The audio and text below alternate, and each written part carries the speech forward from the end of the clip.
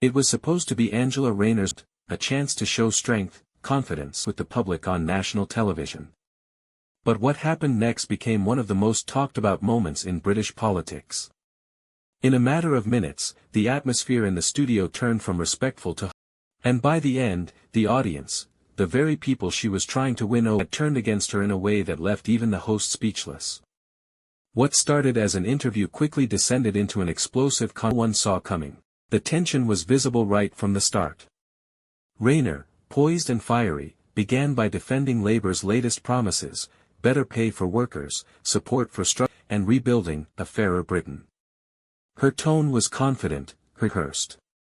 But there was something in the air that night, a quiet unease among the audience, a sense these words before. And then a man interrupted her mid-sentence. "You've been saying this. Nothing ever changes." The crowd murmured in agreement. The shock on Rayner's face was instant. She hadn't expected this kind of rebellion. Trying to stay calm, she smiled and understand your frustration, but before she could continue, another voice shouted, "No." Went silent for a second.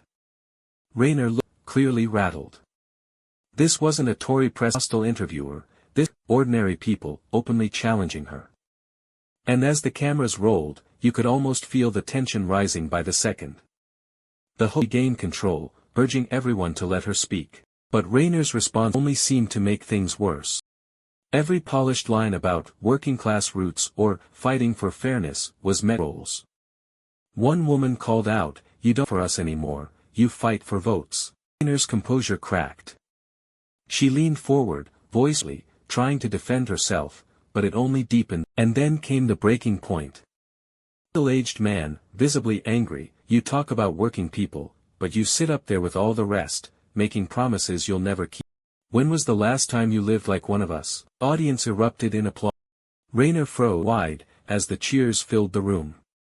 It was the unscripted backlash that no politician ever wants to face, and it was all happening live on air. From that moment on, the interview spiraled. Rayner tried to regain control, defensive to emotional, childhood, her struggles, her rise from a council estate to Westminster. But the damage was already done. The audience her past, they were questioning her present. They wanted authenticity, not speeches. In their eyes, she'd lost it. The more she talked, she sounded, as if every word was designed to sound relatable, but not to feel it. Within minutes, social media exploded. Clips of the confrontation TikTok, racking up millions of views. Rayner destroyed by her own audience, read one. Another simply said, "This is why people don't trust politics." The comment sections were brutal, but brutally honest. Some Labour supporters admitted that what they saw was a reality check for their party. Behind the scenes, producers were stunned. According to one source, the team had expected a spirited discussion, not a full-scale rebellion.